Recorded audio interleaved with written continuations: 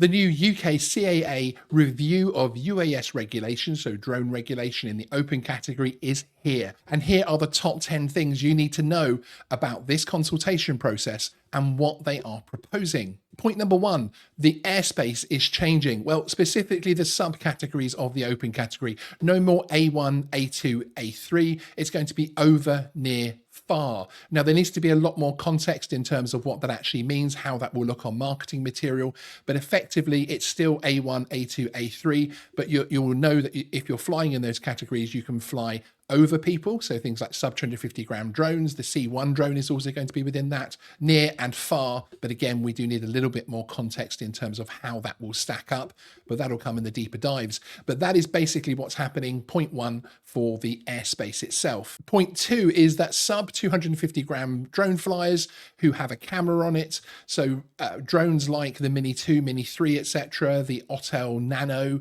it is proposed that you will now have to take a flyer ID test as well, which is obviously what everybody above 250 grams is already having to take at the moment. Now, this is something which is going to cause some controversy, and I understand why some people do get upset about it. Number three, and this is remote ID. Remote ID is coming with a force. And in fact, it's probably going to have more impact and certainly cover more drone users, more drone pilots here in the UK than it even does in the US.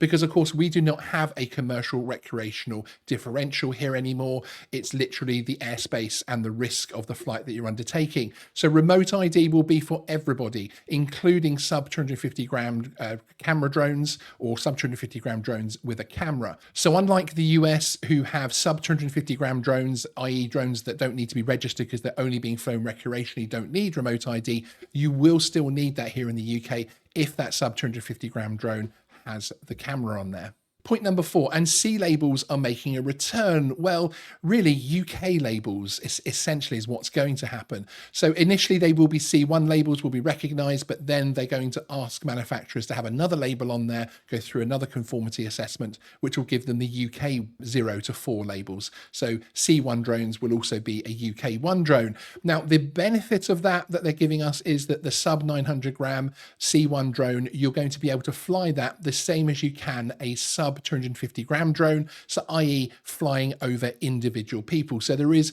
some gain in benefit there. So what that actually means is whether you are flying something like the Mini 3 or Mini 4 Pro or the Air 3, which currently has a C1, so therefore will be a UK 1 rated drone, class mark drone, you'll be able to do the same thing with these two size drones, which is pretty exciting in terms of the fact that, bear in mind, you don't need an extra permission to be able to do that for commercial, that you only need the commercial insurance, etc. So it's going to open up the airwaves, it's going to open up the commercial flying in the open category a chunk more, I feel. Point five, and this is an interesting one.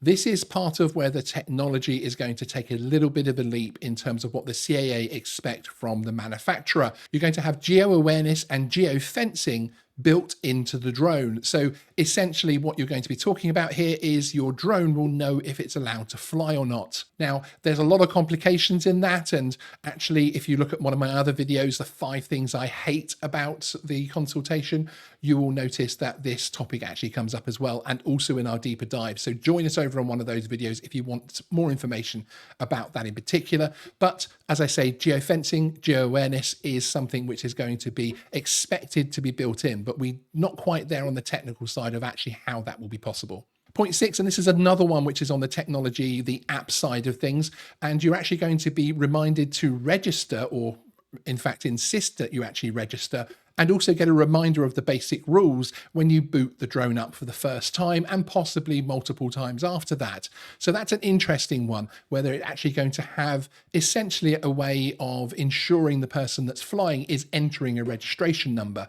Let's not even talk about the ways that that can be got round, etc. But that is the principle in place. The CAA are proposing another extension to the legacy period, where essentially legacy drones can continue to be flown under certain circumstances often with remote ID modules attached or remote ID updates happening within them between the new 2026 date and 2028. So essentially there's going to be a couple of years there where we're going to be able to use our what will then be legacy drones. Of course, right now we're in 2023. We've got 3 years until this even comes in, and then another 2 years of legacy. So probably the drones that we're flying right now aren't even those legacy drones. Point 8, and the word toy is going to be removed from the description within the regulation legislation. So essentially where there were toys before which were exempt, that isn't going to happen anymore.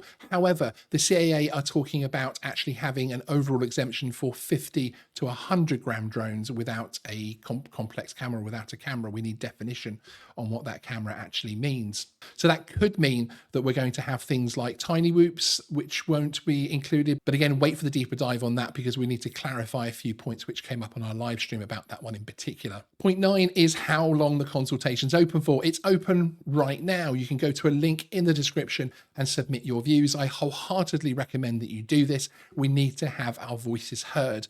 The call for inputs that everybody, the 2,600 people just over that actually responded to that or had their views counted, whatever that actually means, basically did have an impact. They've used those stats. They've shown what people have said. Haven't always listened to it, but they have taken it into account on some points as well. So it is vital that we get our views across because we all, of course, have very differing views on what should be happening. But that consultation is running until the 10th of January 2024, and then the CAA will be releasing their report on this, their recommendations to government later in 2024. When is this all supposed to happen? Well, these proposals are obviously going through this consultation, as I was saying in point 9, which is open till the 10th of January. Then the CAA will put those recommendations to government, which get accepted or not, and then they work on the legislation. It is intended, should the legislation work, depending on things like change of government and change of direction and all the other wonderful things that could happen in the next 12 to 18 months, it's intended for all of this to come in 2026, with then that transitional period across to 2028. Next up, and the CAA are within the regulation, within the legislation, or certainly that's how it's worded within the consultation, they're going to be clarifying things like separations. So essentially at the moment in the A3, there isn't actually any legislation that says how far away you have to fly from people. That's all actually within guidance and that type of thing, and certainly safety-wise, safety recommendations. That's going to actually come into the regulation side of things. So they're going to be confirming 50 meters from uninvolved people in the A3 airspace, as well as actually the whole thing of residential, commercial, industrial will actually only require there to be one building. That's already the guidelines. That's already what the drone code and what the CAA guidance material tells you, but that's going to be actually formed as part of this new regulation. So there you have it. Those are the top 10 things that I think you need to know about the public consultation from the UK CAA. There are actually 30 something questions they ask you in the response document. So get clicking, get below and have a look at them. Even if you answer the ones that are vital to you and put non-applicable and the ones that you either don't understand or don't know, then please do it. I will at some point be having a live stream where I actually complete the consultation myself. Yeah, I know we're also going to be marketing that video as ways to cure insomnia. But for some people who requested that on previous consultations, I think it will be helpful. Keep an eye out on the channel for that and more. Remember, if you're new here, hit subscribe to be notified for new videos. Sean out.